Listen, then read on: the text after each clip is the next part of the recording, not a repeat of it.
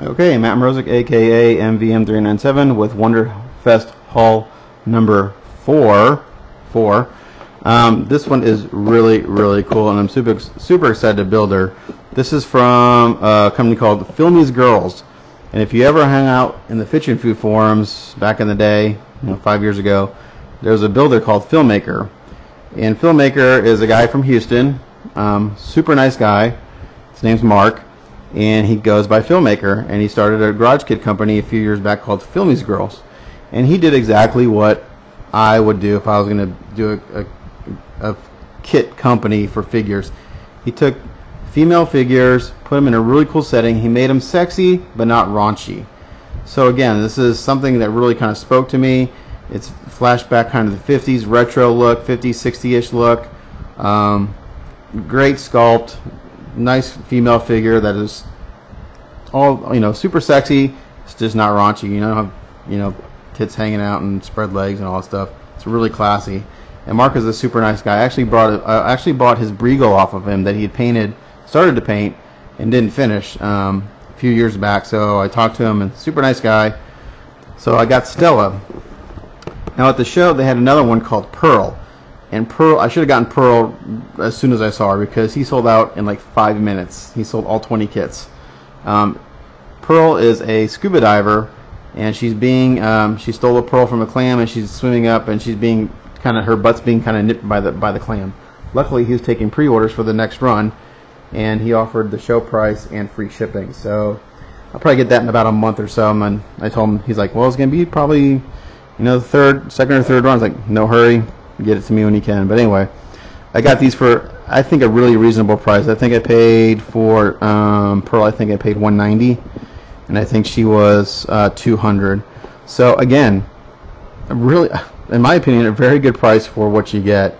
So let's open her up. Great packaging. I've already opened it up. This was stuffed with peanuts and everything. I took it all out because they were getting everywhere. So a couple things that Mark throws in, which is really cool, is he comes up with, actually this is Pearl right here. And that's what Pearl looks like in the garage kit. So super cool. So in the kit with Pearl, you get obviously the diver. She comes with this cool little octopus wrapped around her leg. There's an eel on the bottom, and the base is the actual clam. In her hand, she has a pearl. So that's why they call her Pearl. And it comes with a metal bladed knife. So really cool kit. There was one of these painted up at the contest. It looked fabulous. So I'm really excited. So he throws in a movie, or he calls it backstage pass. Nice laminate. And then you also, with this kit, you get an envelope, and it shows the painted master. Done really well. Is this going to focus? There you go. She's hitchhiking. Her poor little spaceship crashed, and there's all the debris, and she's trying to hitch her ride. So it tells a story. It's awesome. I love it. It's not just a girl on a motorcycle with her tatas hanging out. You get a certificate of authenticity, which is really nice, and he puts your name on there, and it's signed. It tells you which kit you got. I get number 43. So that's a cool little bonus thing there, and it tells you got an original kit. So if you ever want to resell it, include that with the kit. Again, great promotion. I mean, he's selling his product. A sticker. What else did I get? His business card. His name's Mark Havacan. Look him up on Facebook under Filmy's Girls or Mark Havacan. Super nice guy. And there's a piece in here that I was in this, so this is part of the base. So anyway, speaking of the base, he signs each of his castings. Mark Havacan, casting number 43. Gold leaf sticker, similar to what G-Systems does, lets you know it's an original. And here's the base. It's a planet, it's a moon. It's almost solid resin except for this hollow right here. It is super sharp. All this needs is paint. There's no cleanup whatsoever. I mean, you can tell the bottom has been sanded flat. They put the sucker on a belt sander, and it is perfectly flat. So that's a nice touch that they don't make you do that as a builder. Just awesome quality right here. So that's the base. And I can rough fit her together for you because it's engineered very well. Here's her rocket ship. And I'm going to do that. Actually, I'll kind of dry fit it as I go through the pieces. So here's the base, like that. Rocket ship sits, it keys in, I mean, perfectly. No gap, nothing. It's perfect. Nice job. Let's look at Stella. Let's check her out. Let's check out this babe. Casting on this kit is phenomenal. Absolutely, you know, I dare say perfect, but it's really good. Here's her lower part of her legs. There is no seam line on this that I can see. Super nice. So basically primer and it's ready to go. Here's her upper torso, and there's ever so slightly hint of a seam line there, and when I rub my finger across it I can't even feel it. So that's just I think it's just a discoloration of the resin, but either they're cleaning these up or that's just really good casting, because I can't even feel it. It's that good. Alright, so her butt pegs into here like this. See? And then this goes right into here, like so. I'm going to take the camera off and bring it down to show you, but just like that. Again, the way the caster broke this up for painting is really nice. There's a build-up of this kit in the magazine that I've got, Amazing Figure Modeler. He doesn't show doing any putty work, but there's a little bit that needs to be done on this part. You can see there's a little bit of gap there. A little bit of sanding may take care of that. I'm going to try it, but it's very minimum, so you know, who cares? Here's one piece of her hair. I'm not going to take the bubble off, but here's one big piece of her hair, and it's got a nice peg. Keys right into the head. Here are her arms and her head.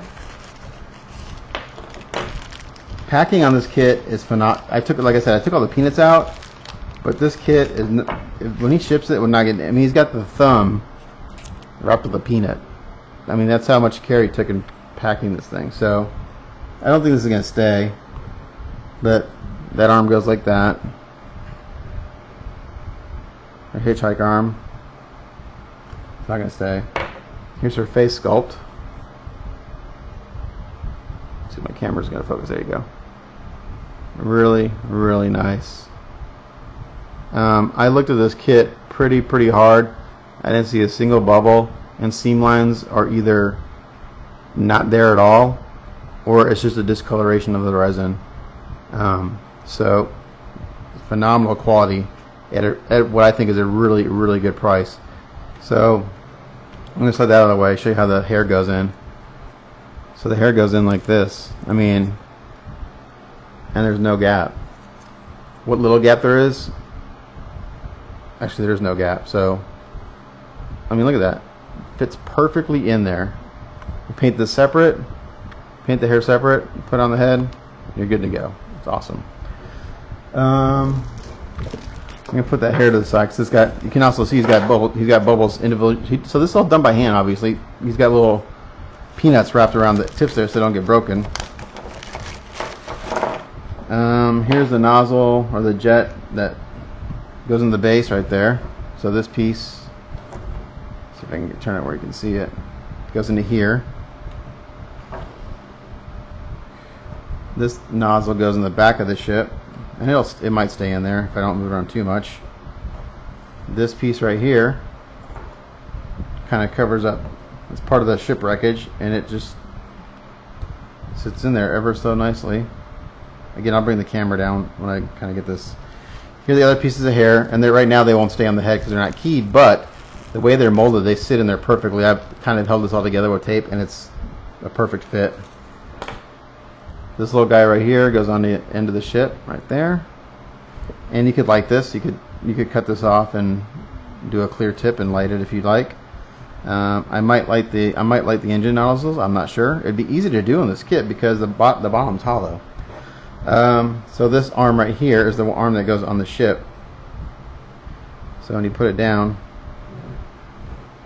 it sits right there on the ship. and it's perfect. It lines up perfectly. So just like that. It may stay in. I don't know. Put the head on. I think the head goes. Yeah, it turns this way. So the arm's not going to stay on. It's going to fall off. But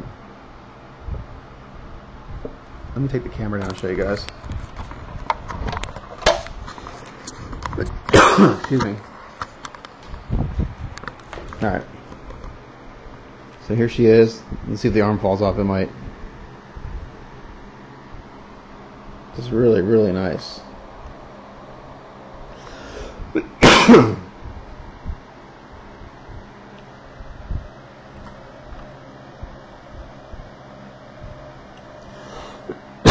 So, it's just falling apart. So I'm going to put the camera back up here and take some more pieces out and show you. But that's about all I can dry fit right now. Shaky camera, earthquake, earthquake.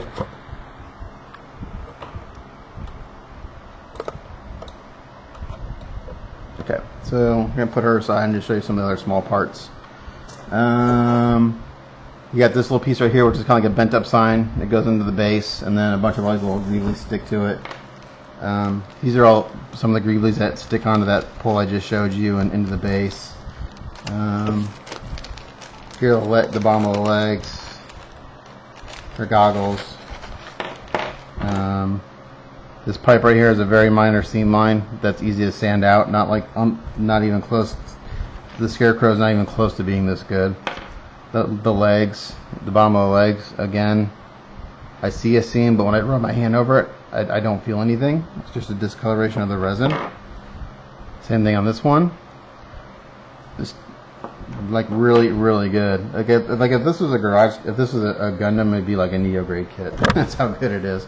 So that's Stella. She looks really cool. I'm super excited about painting her. She's gonna be the first one I try.